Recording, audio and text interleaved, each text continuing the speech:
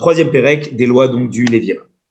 On continue sur cette lancée. Vous avez bien compris que le principe de base, c'est le principe à retenir, c'est qu'à l'origine, une femme, si son mari décède et que le mari n'a pas laissé de descendance, n'a pas laissé d'enfants, alors à ce moment-là, si son mari avait des frères, eh bien, elle devra se marier en priorité, faire le hiboum avec un des frères.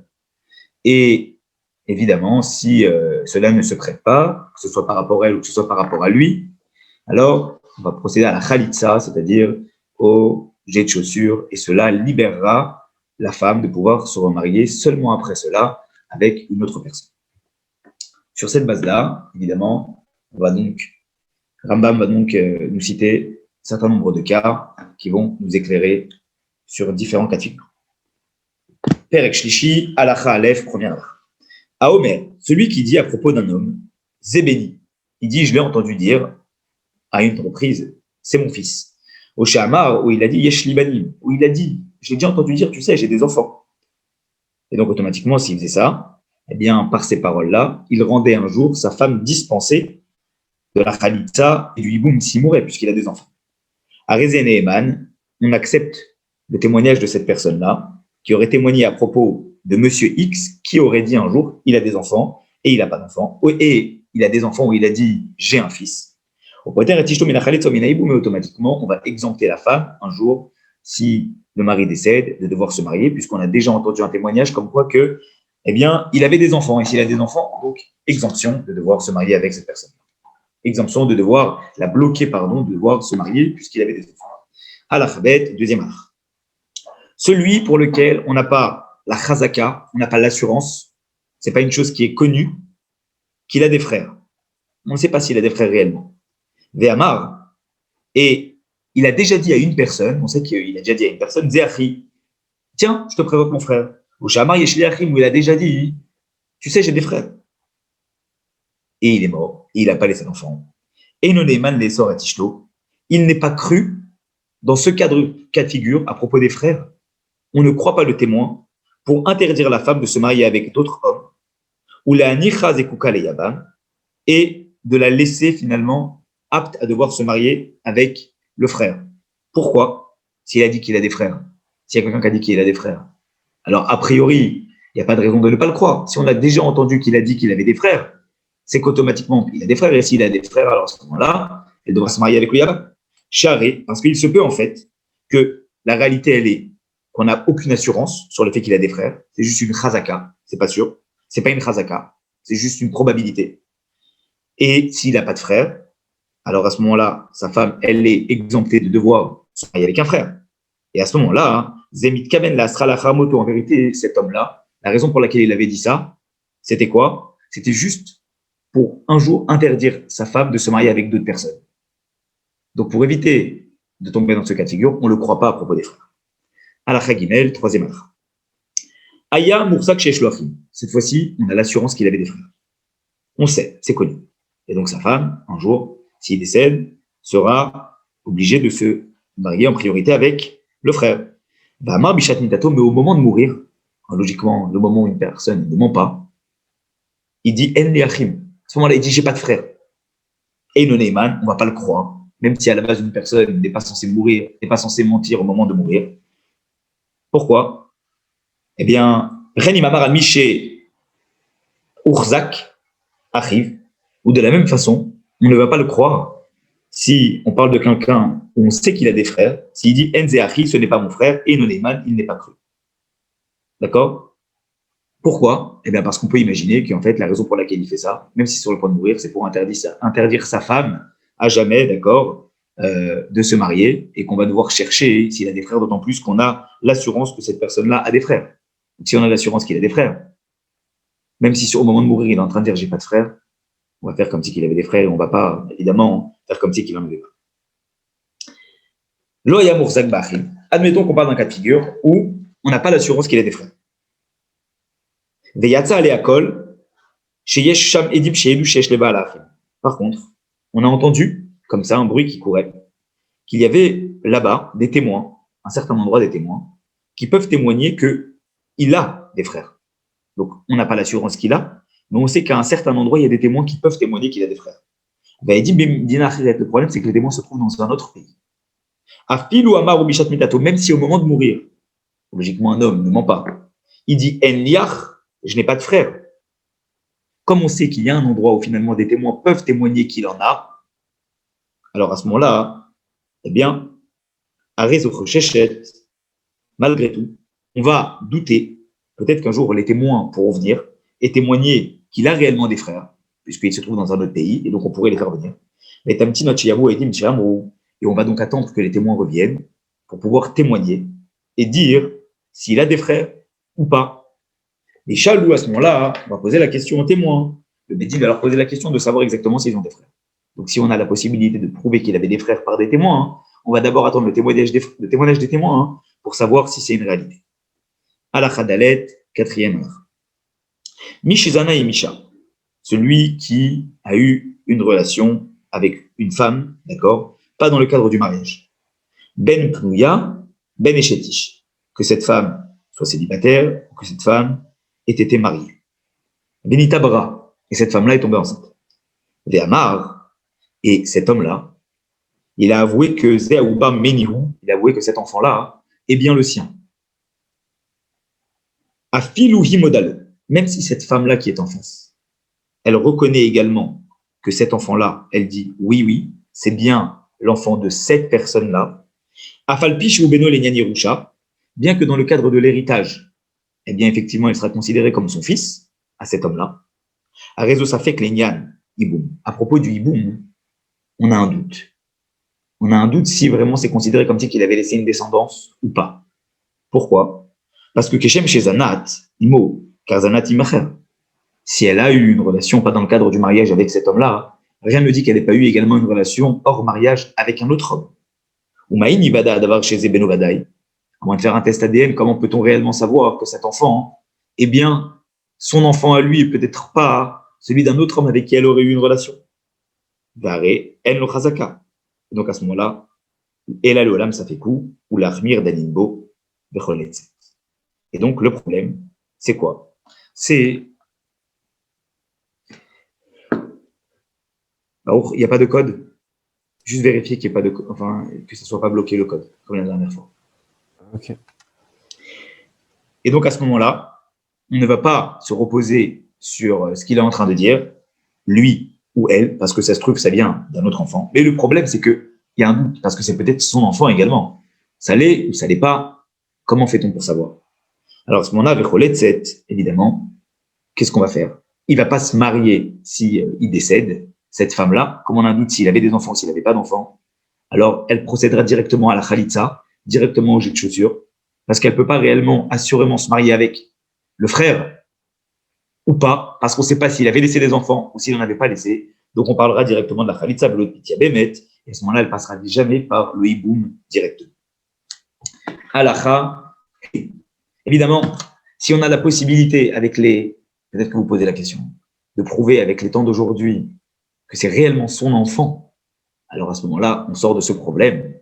Il n'y a plus de raison de devoir avoir cette question-là. L'idée, c'est d'avoir l'assurance que c'est bien son enfant-là. Aujourd'hui, avec les moyens, ADN, etc., on peut réussir à prouver ça. L'idée, c'est d'avoir l'assurance. Alachahe, cinquième heure. Neyman ed echad laïd yevamna shemet ba'ala. Logiquement, il faut deux témoins pour prouver une chose. Mais dans ce cadre-là, un seul témoin peut être cru de témoigner, d'accord, à une femme, que finalement, une femme dont le mari n'avait pas d'enfant et qui avait des frères, eh bien, un témoin peut témoigner que le mari est mort et que finalement, elle doit se marier dans le cadre du hiboum. Ou mitiabemet alpiv. Et elle pourra donc, par le témoignage de cette personne uniquement, se marier avec le frère. On croit également un seul témoin, Oshemet Yevama, qui témoigne comme quoi que, eh bien, la femme qui devait se marier avec ce monsieur-là, avec le hiboum, avec le frère, eh bien, on croit que peut-être le frère est mort. S'il y a un témoin qui vient et qui dit, tu sais, le frère de ton mari est mort, et à ce moment-là, elle serait donc exemptée du hiboum. Et donc, à ce moment-là, on croit même un témoin pour lui permettre de se remarier avec une personne autre que le frère. On ne va pas la bloquer à vie, cette femme. Au Shinitan Leba Alaben, on croit également, d'accord, un témoin qui va dire que son mari qui est défunt, avait un enfant d'une autre relation, ce qui permettra finalement également de la dégager de cette responsabilité de devoir se marier avec le frère, ou la tire à les arts, et donc de pouvoir se marier avec un étranger, une autre personne.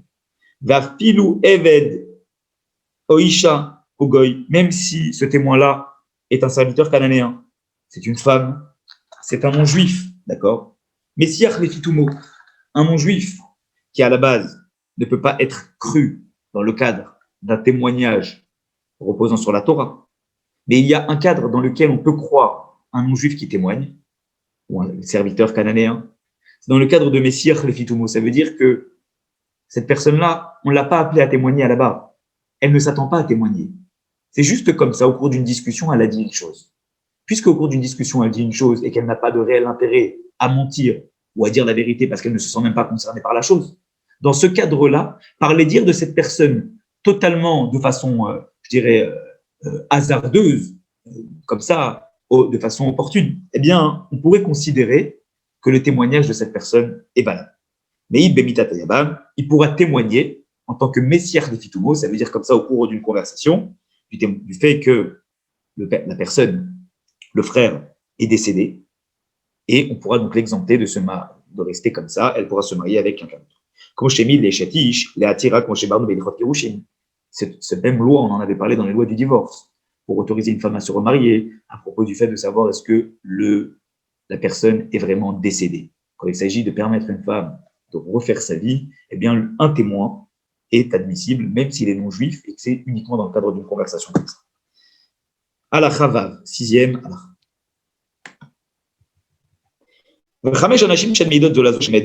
Par contre, on a dit tout à l'heure qu'une femme pouvait témoigner dans ce cadre-là. Il faut savoir qu'il y a 5 cas de femmes qui ne peuvent pas témoigner l'une pour l'autre dans ce cadre-là. C'est quoi?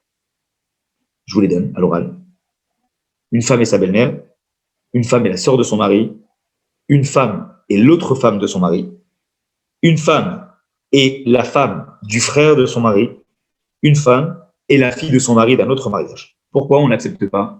Parce que ces femmes-là ont la réputation, nous dit Rambam, d'avoir quand même une certaine relation de concurrence, je dirais, les unes avec les autres. Donc on n'accepte pas le témoignage d'une autre sur l'autre. Chez Metivama, non seulement on n'accepte pas, dans ce cadre-là de ces 5 femmes-là, qu'elles témoignent que le mari est mort, on n'accepte pas également qu'elles disent que le frère du mari est mort, et à ce moment-là, qu'il puisse être permis de se marier avec d'autres, parce que l'un comme l'autre, ça peut causer des dommages vis-à-vis de ce qui va rester. Mais Din et Doudzo, et le jugement, la loi de ce témoignage-là, comme quoi, que finalement, peut-être que, eh bien, le frère, d'accord, est mort, qui dit nota edut, lenyan edim shemaché shimzedze bemita tayaban, eh bien, c'est exactement le même témoignage, d'accord. Si le frère est mort, on compare donc le témoignage du frère qui est mort ou le témoignage du mari qui est mort. Dans ce cadre-là, si on a des témoins qui se contredisent, il faudra attendre qu'il y ait d'autres témoins qui viennent pour pouvoir, eh bien, prendre parti. On appelle ça le 3e avis. Si on a un groupe de témoins qui dit un truc, un groupe de témoins qui dit autre chose, on va devoir essayer de trouver un autre groupe de témoins. Il y a un autre groupe de témoins qui va venir et qui va éclaircir l'affaire. Ou le chol davar, et c'est comme ça, finalement, pour chaque chose en général. Quand il y a un témoignage qui se contredise, on attend un 3e témoignage qui va faire pencher la balance. À la chazay. 7e halakha. Imaginons que nous avons 2 femmes de 2 frères.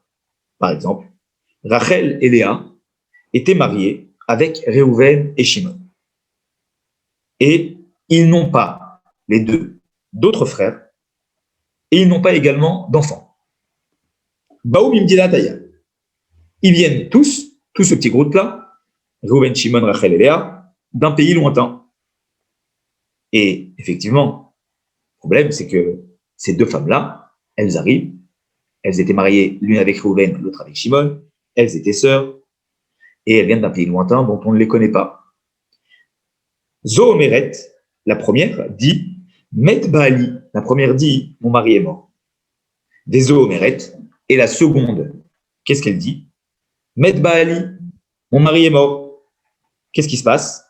Donc ça veut dire que chacune, elle témoigne sur elle-même que son mari est mort, et donc, a priori, elle devrait rentrer dans les liens du hiboum, elle devrait se marier à la base, à l'origine, avec le frère de son mari, mais en même temps, les 2 frères sont morts, Donc, elles sont censées être libérées les deux.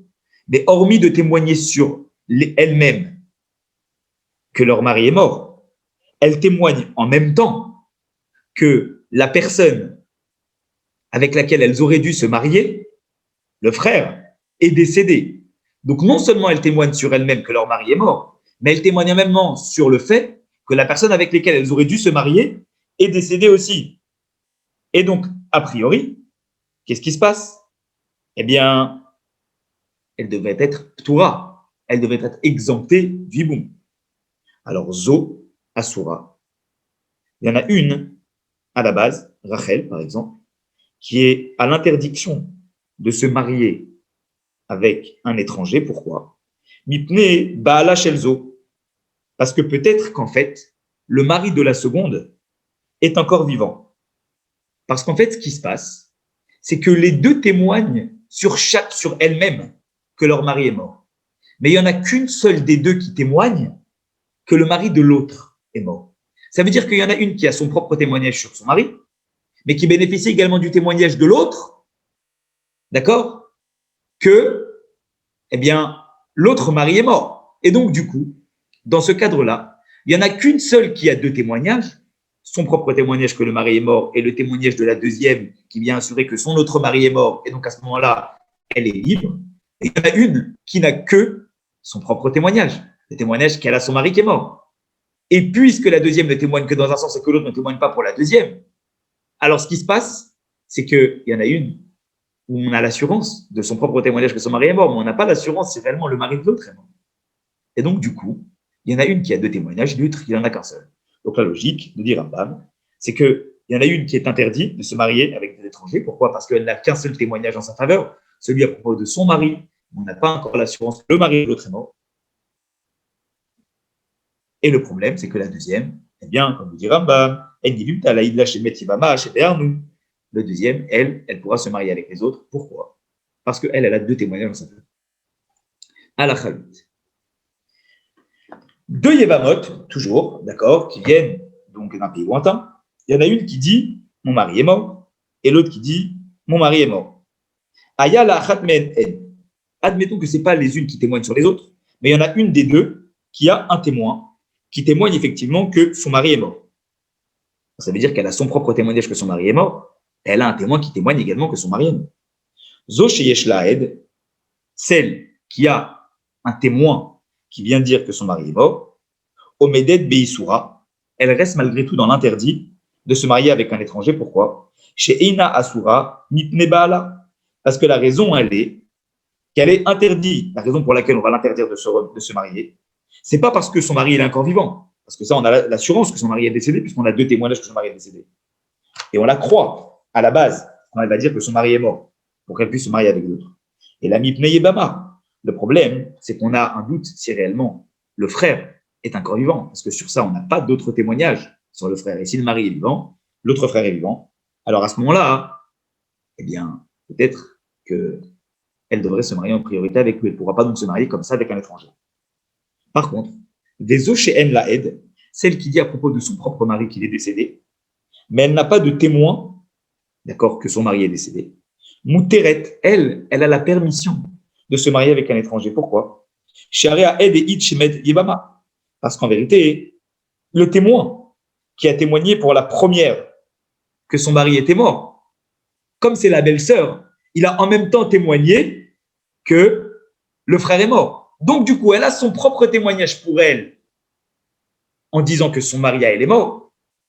Mais le témoignage de l'autre témoin qui est venu témoigner que le mari de la deuxième, il est mort, il joue en sa faveur à elle. Parce qu'en même temps, il témoigne que celui avec lequel elle aurait dû se marier n'est plus de ce monde. Donc, du coup, elle a son propre témoignage pour son mari et le témoignage de l'autre témoin pour le frère. Et donc, du coup, elle va la croire de dire que son mari est mort. Il n'y a pas de problème. Elle pourra se remarier directement avec quelqu'un d'autre. Vous comprenez la logique? À la khatet. À la khatet. On a donc toujours ici deux Yébamot, ok, qui viennent d'un pays lointain, et chacune d'elles, elle dit que son mari est mort. S'il y en a une, l'Azo Banim, s'il y en a une qui avait des enfants de son mari, des Lazo En Banim, Et la deuxième, toujours le cadre des deux belles sœurs. Hein. Et la Zo et Banim. Et la seconde, elle, n'a pas d'enfant. Zo Shiesh la Banim, celle qui a des enfants, Mouteret. Eh bien, évidemment, elle est apte à pouvoir se marier avec quelqu'un d'autre. Pourquoi? Parce que si elle témoigne, elle dit que son mari est mort. On a dit qu'on accepte le témoignage d'une femme qui dit que son mari est mort. Et si elle a des enfants, alors à ce moment-là, elle n'a pas de raison de devoir se marier avec le frère, puisque son mari a laissé une descendance. Donc elle peut directement se remarier avec quelqu'un d'autre. Par contre, des chaînes Labani Massoura, celle qui n'a pas d'enfant, elle a son propre témoignage, d'accord, que son mari est mort. Et vu qu'elle n'a pas d'enfant, alors à ce moment-là, ce qu'il va falloir faire, c'est savoir est-ce qu'il y avait un frère. Et s'il y a un frère, en fonction du témoignage, elle devra ou pas se remarier en priorité avec le frère. Imaginons que sur place, on sait très bien qu'il y avait un autre frère, c'était Reuven et Shimon, il y a un troisième frère qui s'appelle Lévi, qui n'était pas très loin, avec lequel elles auraient pu se marier. Arézé, Beyabem, Ishtem. Alors, dans ce cadre-là, d'accord, eh bien, hein, elle pourra, ce frère-là, ce troisième-là, eh bien, pourra prendre pour épouse les deux. Pourquoi? Parce qu'elles sont aptes à témoigner que leurs maris sont morts et de se remarier avec eux. D'accord? En fonction évidemment de ce qu'elles disent. Si elles disent les deux qu'elles n'ont pas d'enfants, alors à ce moment-là, elles pourront se remarier. Mais si l'une dit qu'elle a des enfants, elle est crue sur ce témoignage-là. Et à ce moment-là, il n'y a pas de raison qu'elle se remarie. Mais s'il y a un frère qui est là, alors à ce moment-là, par leur propre témoignage, de dire pour une femme, je n'ai pas d'enfant et mon mari est mort, elle pourrait directement se marier avec le troisième frère. À la Khadis. Il y avait un autre frère et, d'accord, comme on a dit, elles se sont remariées avec lui. Ou Metze Ayabam Shibemota. Et cette personne-là, ce troisième frère, est décédé, sans laisser d'enfant. Alors à ce moment-là, on retombe dans le cas initial. Aré Asurat Lena Sedeza, Moshayu Batrina, tant qu'on n'a pas prouvé de savoir s'il y avait un autre frère. Parce que vous avez compris que c'est pas je me marie avec un frère et après c'est fini. Non. Si elle n'a pas laissé de descendance avec le premier mari, elle se marie avec le frère. Et si le frère il décède et qu'il n'a pas de descendance non plus avec cette femme-là, eh bien, elle est censée se marier avec le troisième. Ça a été le cas avec Yehuda et Tamar. Tamar, elle s'est mariée avec Er, ensuite elle s'est mariée avec Onan, et ensuite elle devait se marier avec Sheila, le troisième fils de Yehuda. Parce que les deux avec lesquels elle s'est mariée, eh bien, ils n'avaient pas d'enfants. Donc, finalement, c'est comme ça. Imaginons que elles se sont mariées avec lui, et évidemment, elles ont été divorcées. Ah, s'il est mort avant, alors à ce moment-là, elles doivent se marier avec un troisième frère, un quatrième frère. Mais là, s'il les a divorcés, le Moutarot les a, s'il les a divorcés, elles peuvent se remarier. Parce qu'à partir du moment où une personne, elle divorce de son épouse avant même de mourir, alors à ce moment-là, elle est exemptée de devoir se marier avec un quatrième frère. Elle peut directement se marier avec un quatrième. Halakha 11. Bien qu'on a dit tout à l'heure que la femme, à la base, elle est crue lorsqu'elle va dire « mon mari est mort » et elle pourra se remarier avec d'autres personnes. Si évidemment, il n'a pas d'autres frères et s'il a laissé des enfants. Au Titiabem, où elle devra, sur ces dires-là que son mari est mort, se marier avec un frère, s'il en a. Malgré tout, cette femme-là n'est pas crue de dire que le frère de son mari est mort. Pourquoi? Parce que chez Tina Célésar, la seule chose qui peut justifier et le doute qu'on peut avoir lorsqu'une femme va dire « mon beau-frère est mort », c'est qu'elle veut en fait se sortir non seulement de sa relation de son mari, si un jour elle prend fin, mais qu'en plus de ça, elle anticipe le fait que si un jour elle aurait dû se marier avec son beau-frère, en témoignant de dire que son beau-frère est mort, elle se permet directement à se marier directement avec un étranger. Donc une femme peut témoigner de dire que son mari est mort pour rentrer directement dans les liens d'un mariage avec son beau-frère, mais elle ne peut pas témoigner en disant que son beau-frère est mort. Oui, mais où ils sont là. Pourquoi? Parce qu'il faut savoir que une femme, elle ne va pas prendre dans sa tête penser qu'elle court un risque de dire que son beau-frère est mort. Pourquoi? Parce que de dire mon beau-frère est mort et de se marier avec quelqu'un d'autre, qu'est-ce qui se passe au final? Eh bien, ça veut dire qu'elle s'est mariée avec un autre. Et si elle s'est mariée avec un autre, alors qu'elle aurait dû se marier avec le beau-frère, imaginons qu'elle a eu des enfants. On a dit dans le chapitre 1 que les enfants ne sont pas des mamzerim. Les enfants, ils ne sont pas illégitimes. Donc au pire, qu'est-ce qui se passe? Elle se sera mariée avec un homme, elle aura eu des enfants qui sont tout à fait légitimes, et au pire, elle devra sortir des liens du mariage et se marier avec le beau-frère. Ok? Mais vous voyez bien que les conséquences, elles ne sont pas si fâcheuses que ça. Donc une femme, elle est prête à prendre le risque, entre guillemets, de dire ce type de choses. Parce qu'au final, c'est pas si gravissime que ça, ce qui peut se passer. Chez Maïou Kalbena, peut-être que ça va être léger à ses yeux, à ce moment-là, elle ne va pas hésiter à le dire. Vechem, de la même façon, dit Rambam. En ayabam neiman lomar bet achi. Le beau-frère n'est pas apte à dire mon frère est mort. Pourquoi? Chez Yabam et Tishto, chez Maïnam Natana, parce que peut-être que, en vérité, la seule chose qu'il veut, c'est dire la femme de mon frère, elle est intéressante. Et si je dis que mon frère est mort, alors à ce moment-là, je pourrais prendre sa femme. Donc on ne va pas le croire s'il va dire que son frère est mort. Une femme n'est pas également apte à dire que sa sœur est morte, on n'accepte pas son témoignage, Tikanes les bêta, d'accord, pour que finalement va rentrer dans sa maison le mari de sa sœur et se marier avec elle. Et à ce moment-là, elle ne sera pas interdite en tant que femme, sœur de sa femme. À la base, on ne peut pas se marier avec la sœur de sa femme, sauf que si la femme décède, on peut se marier avec sa sœur. Donc on ne va pas croire une femme qui va dire que sa sœur est morte, de peur que s'il dit que sa sœur est morte, ça voudra dire qu'en vérité, elle anticipe l'interdiction que pourrait avoir un jour son mari de devoir se marier avec la belle-sœur. Et elle, pour ce coup, avec sa sœur à elle, pour se couvrir ça, elle dit ma sœur est morte.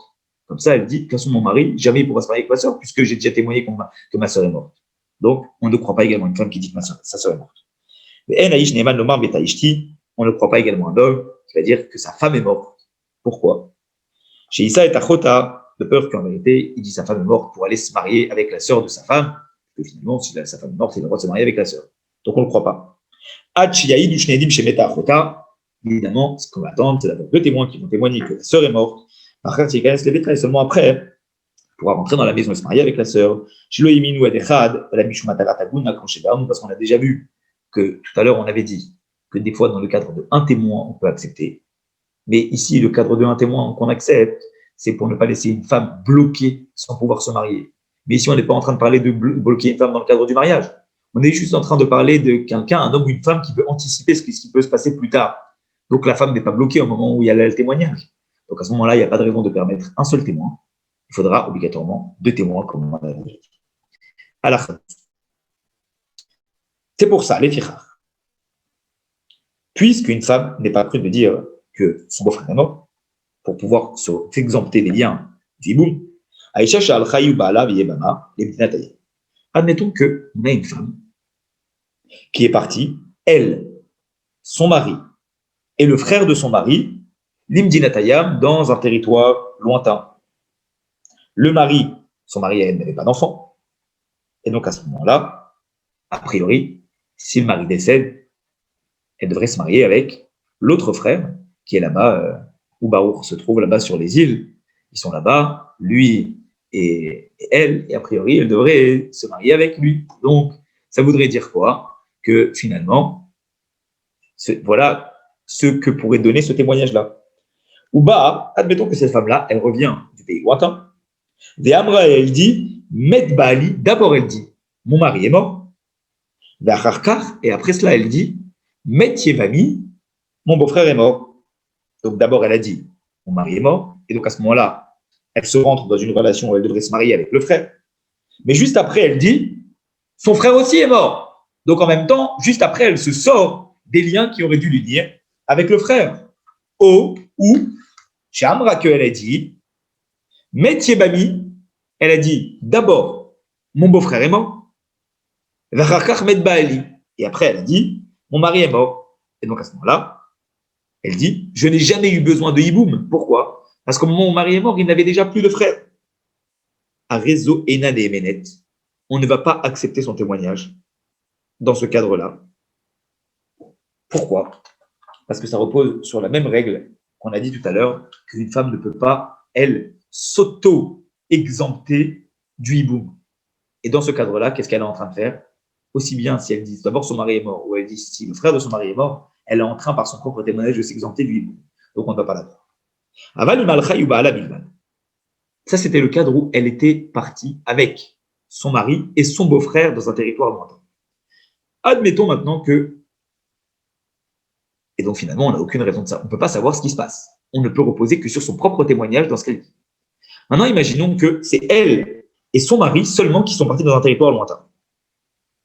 Et son mari n'avait pas de frère. Ou bah, elle est revenue de l'endroit lointain, et après elle a dit Nitan Yabam Bebdinat Ayam Bamet. Dans l'endroit où j'étais, eh bien, mon frère a eu un autre frère. Donc, quand elle est partie, il n'y avait pas de frère. Mais elle est en même temps en train de témoigner que, effectivement, elle a eu un frère dans cet endroit lointain, chose que les gens de la ville ne savaient pas. Bamet, mais il est mort. Ben Shamra Met Ayabam, dans ce cadre-là, soit qu'elle dise que le frère est mort, ou qu'elle dise que le mari est mort après ça, ou Ben Shamra Met Baali, Met Yavam, ou qu'elle dise d'abord que le mari est mort, ou d'abord qu'elle dise que le frère est mort, et après, d'abord elle dit le mari est mort, et après elle dit que le frère du mari est mort, quel que soit le sens dans lequel elle dit, à raisonner Ménet, on va la croire. Pourquoi? Parce qu'il y a un principe dans la Torah qui dit, à péché à ça ou à péché itir. Cette femme-là, vous êtes bien d'accord que si elle avait rien dit du tout, on n'aurait rien su, puisque le petit frère, il est né où? Dans l'endroit lointain. Donc quand elle se présente devant le Beddin, qui l'ont vu partir, elle est avec son mari seul, et qu'elle revient en disant que son mari est mort, que c'est la seule à pouvoir le témoigner, on va accepter. Parce qu'une femme, elle a le droit, on a dit, de sortir des liens du mariage, quoi qu'il arrive, par son propre témoignage. Ce qu'elle ne peut pas, c'est s'exempter du hiboum. Mais là, comme quand elle est partie, il n'y avait pas de frère, donc le Beddin sur place, il pense qu'elle n'a pas de frère.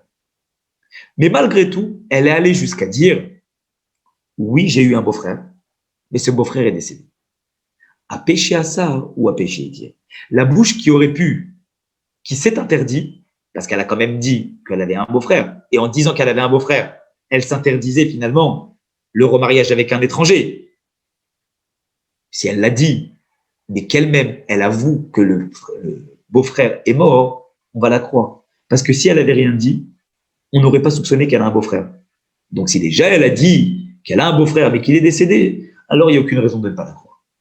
On connaît, c'est un principe dans la Torah qui dit une personne qui peut dire quelque chose et une personne qui peut ne rien dire et on va la croire, si déjà elle dit quelque chose, il n'y a pas de raison de ne pas la croire. Péché à ça ou à péché. Halacha 13.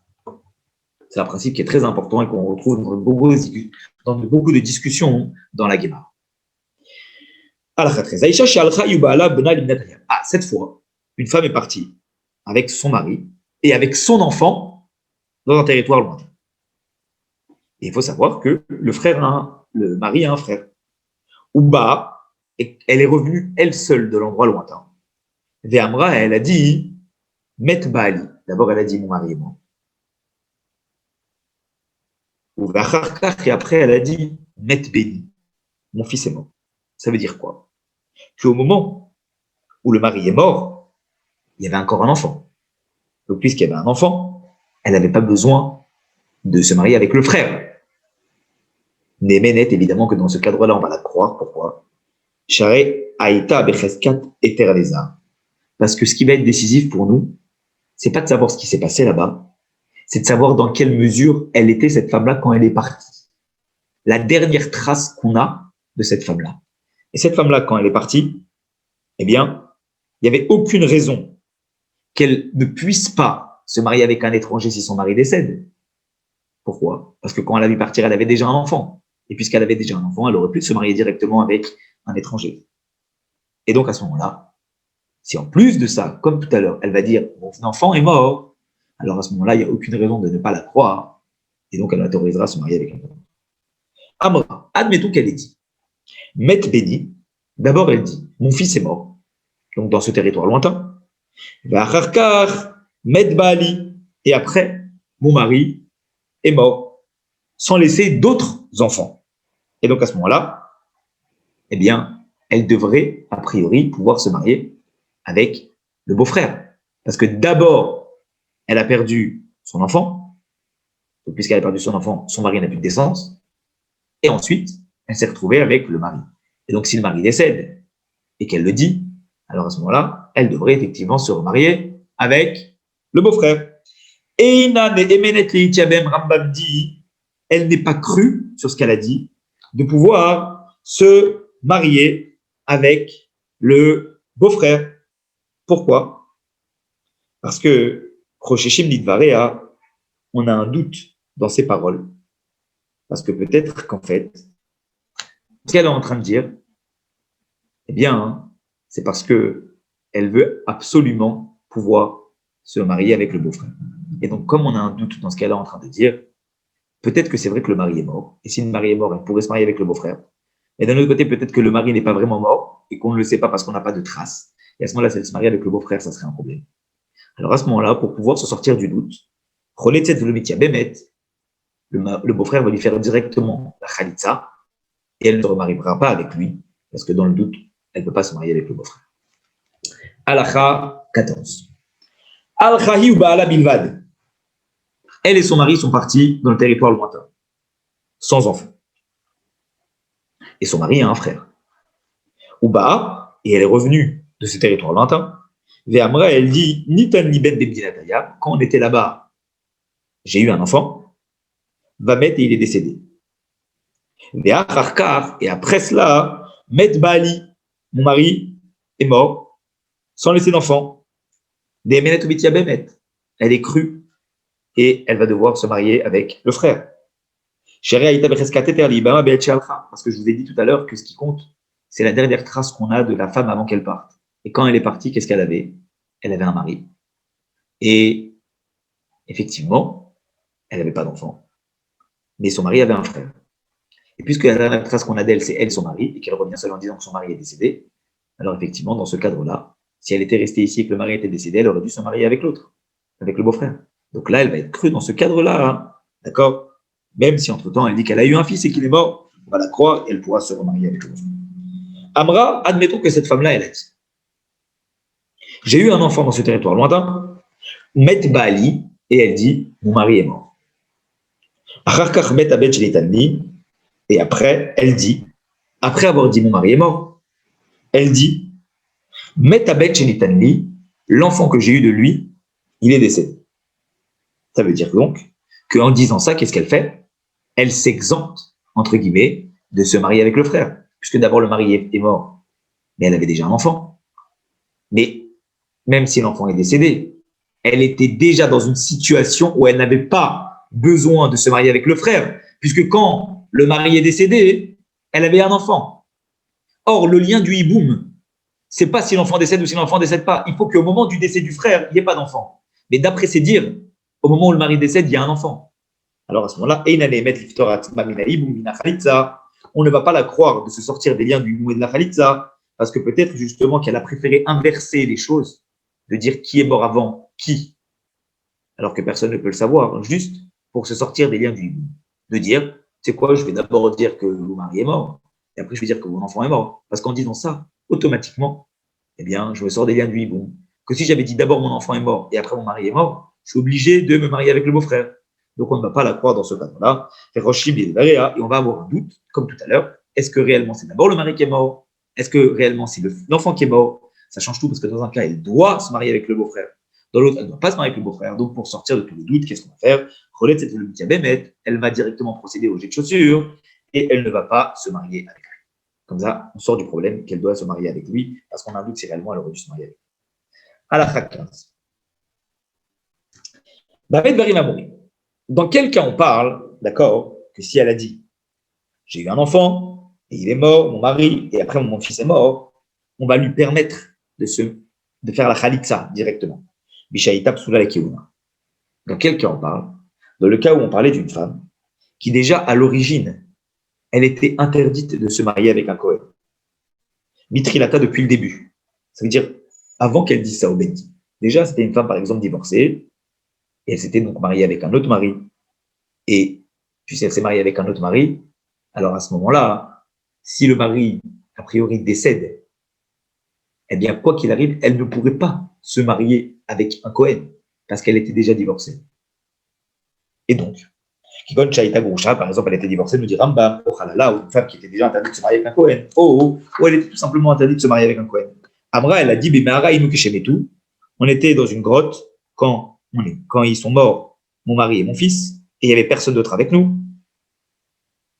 Et à ce moment-là, dans ce cadre-là, ce qu'on a dit, c'est-à-dire effectivement, c'est qu'on va lui permettre de faire la khalitza directement. Mais le problème, il est quoi? il dit qu'il faut savoir qu'une femme dont le mari décède, eh bien, s'il n'y a pas de frère, veuve, elle peut se marier avec un Kohen, si elle n'est pas divorcée. Mais si on parle d'une femme dont le mari décède, et elle n'a jamais été divorcée, a priori, s'il n'a pas laissé de frère, elle peut se marier avec un Kohen. Par contre, si elle a procédé à la Khalitsa, parce qu'il y avait un frère, elle ne peut plus se marier avec un Kohen. Et donc, à ce moment-là, dans le cas où on parle d'une femme qui aurait pu être permise à un Kohen, et qui dit son mari est mort, et son enfant est mort, et il a Kholetzet, on ne va pas accepter qu'elle fasse la Khalitsa du tout. Pourquoi? Parce que quand elle dit d'abord mon mari est mort, et après mon enfant est mort, ça veut dire quoi? Si d'abord elle dit mon mari est mort, alors à ce moment-là, je suis permise à un Kohen.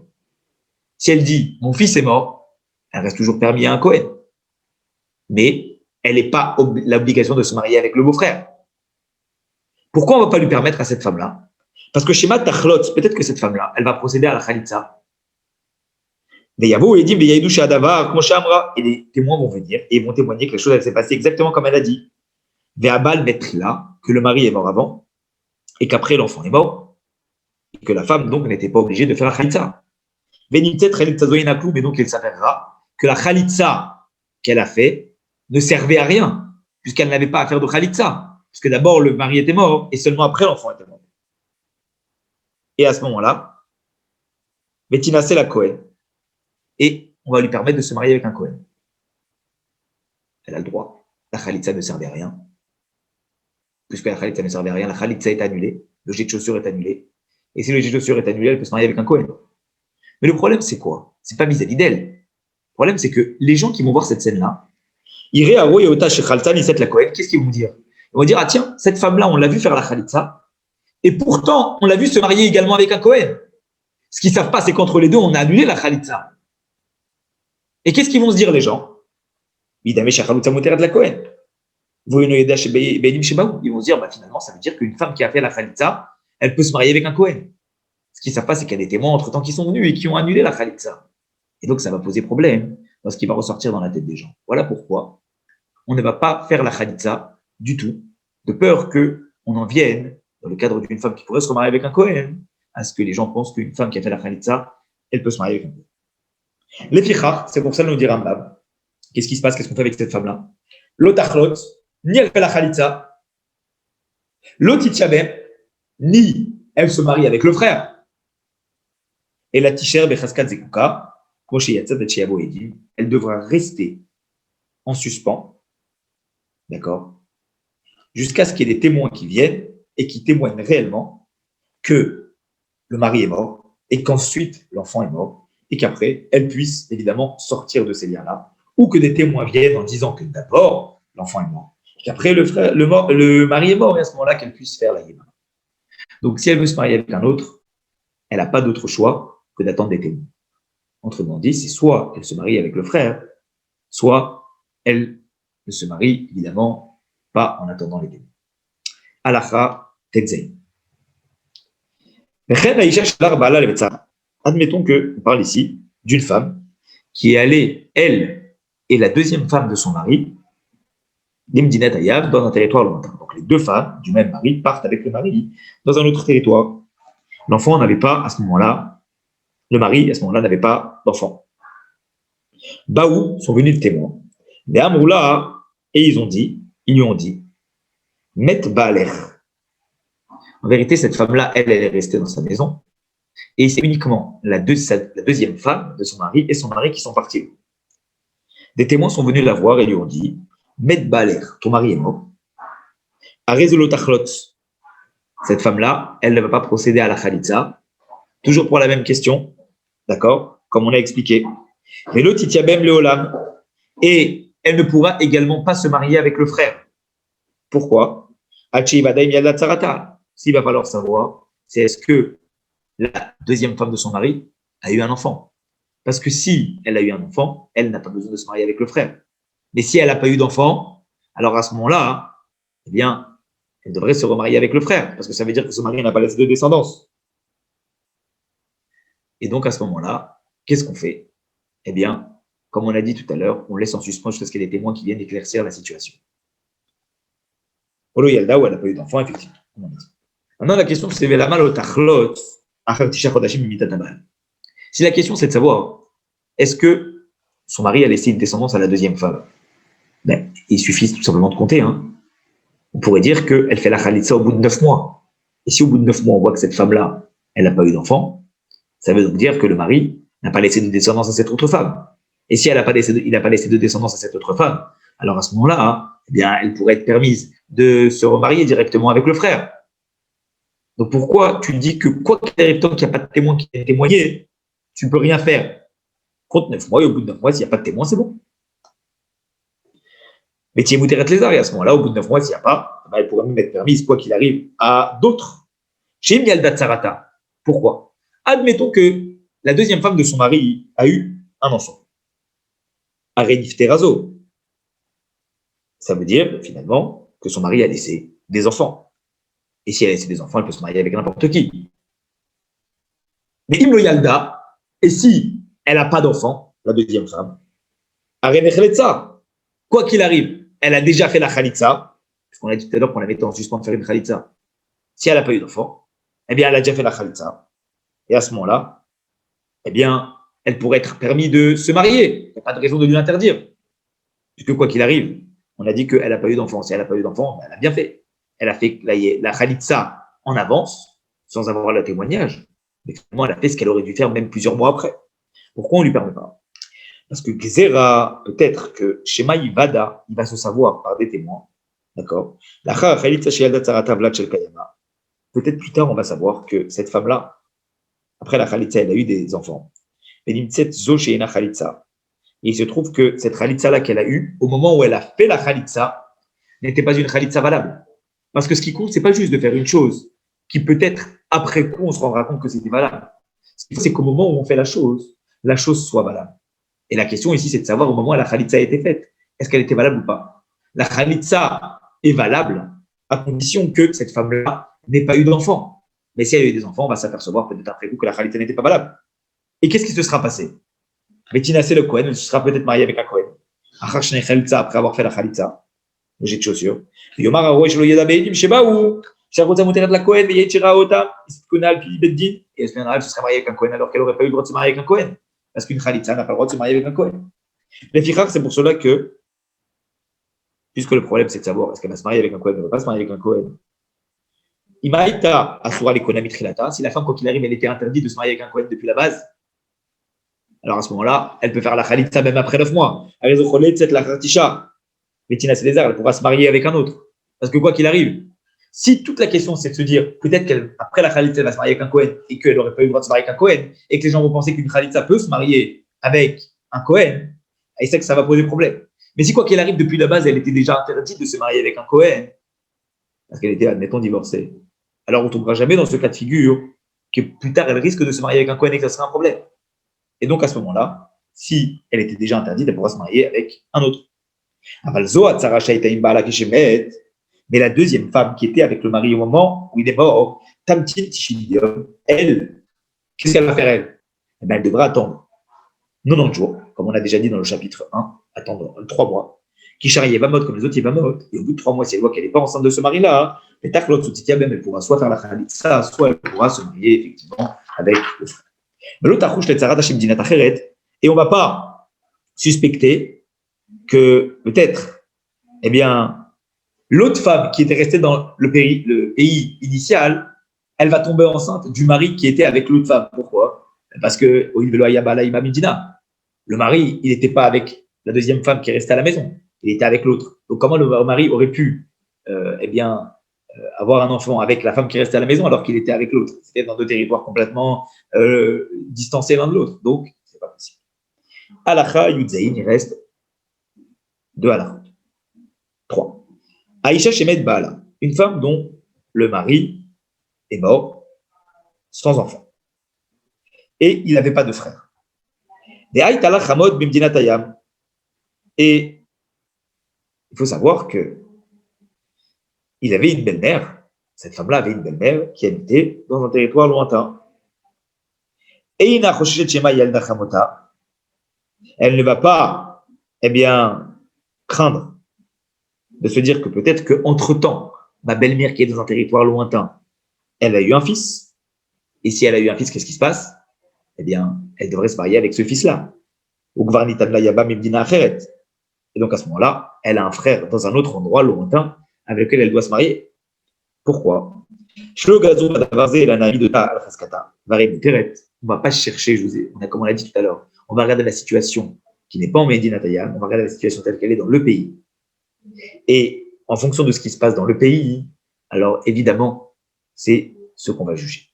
Voilà pourquoi aujourd'hui, de notre temps, tous les bâtés d'inim, tous les tribunaux, ils sont en contact les uns avec les autres. Parce que vous imaginez qu'on arrive dans un cas de figure où on juge que ce qui se passe dans un pays. Et si on juge que ce qui se passe dans un pays et qu'on ne regarde pas ce qui se passe dans les autres pays lointains, et que finalement un mari, il a une femme dans un autre endroit, il quitte cet endroit-là, il va dans un nouvel endroit, et il dit qu'il veut se marier, mais le problème c'est qu'il est marié. Une femme, encore pire, une femme qui est mariée dans un autre endroit, qui va dans un autre pays, elle refonde une nouvelle vie, et on va dire, finalement, voilà, elle peut se marier avec une deuxième personne. Ça pose problème, parce qu'elle est mariée. Si on va d'après la règle, comme on vient de dire, qu'on regarde que ce qui se passe dans cet endroit-là, alors à ce moment-là, elle peut faire sa vie où elle veut en fonction du pays où elle est. Quel que soit ce qui se passe. Aujourd'hui, tous les bâtés d'inim sont liés, tous les tribunaux rabbiniques sont liés.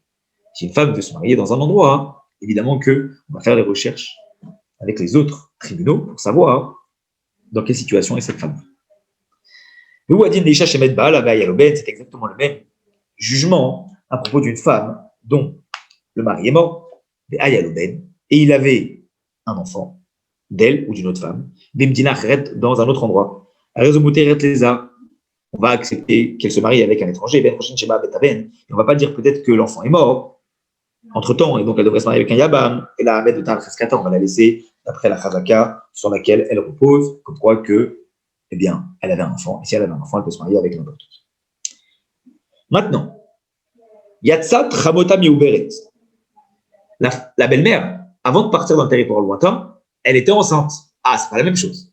Parce que si la belle-mère, elle quitte l'endroit quand elle est enceinte, la dernière fois qu'on a une trace de la belle-mère, elle était en voie d'avoir un enfant. À raison Khouchéchet, on a un doute.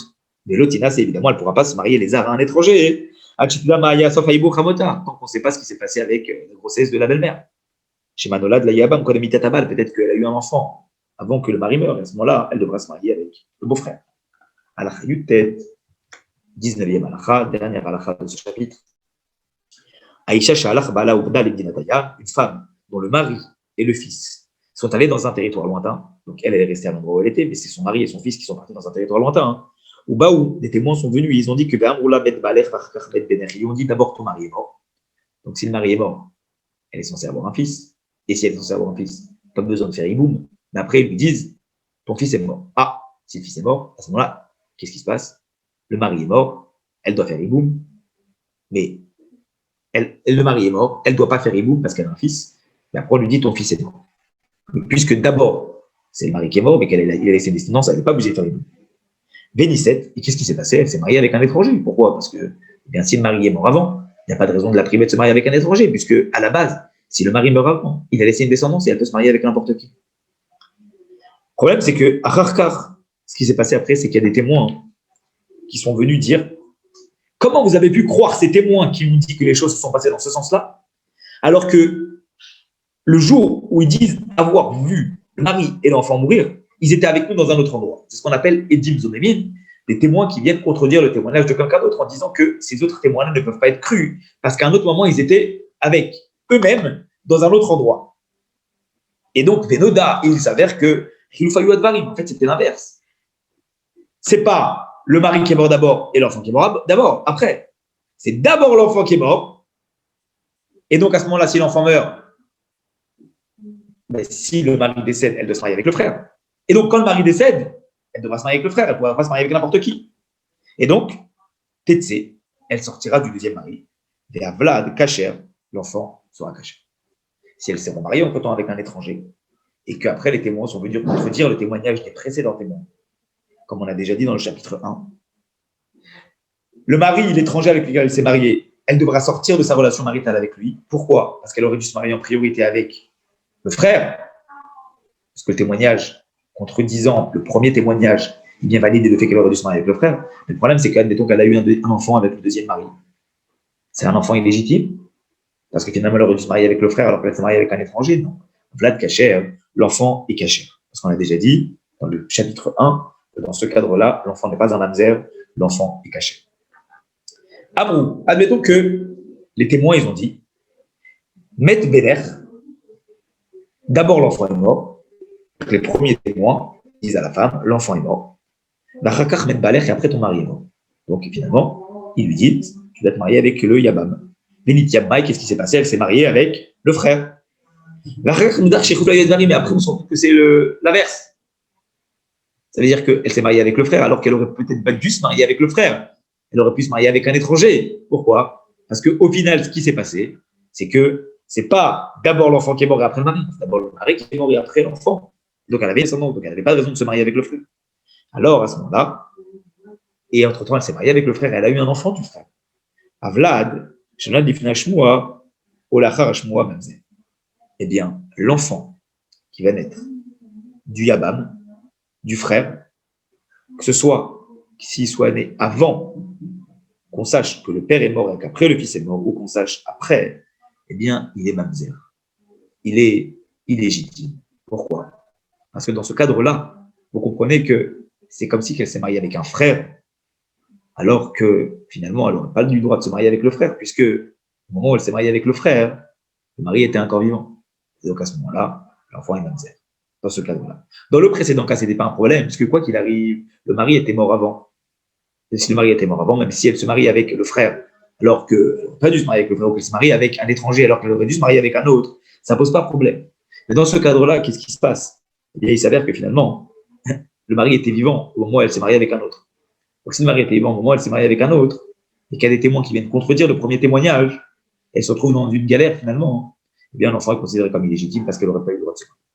Et donc la solution, évidemment, c'est de laisser la chose en suspens tant qu'on n'a pas l'assurance de savoir ce qui s'est exactement passé et comment ça s'est passé. Voilà pour ce chapitre des lois du Lévirin.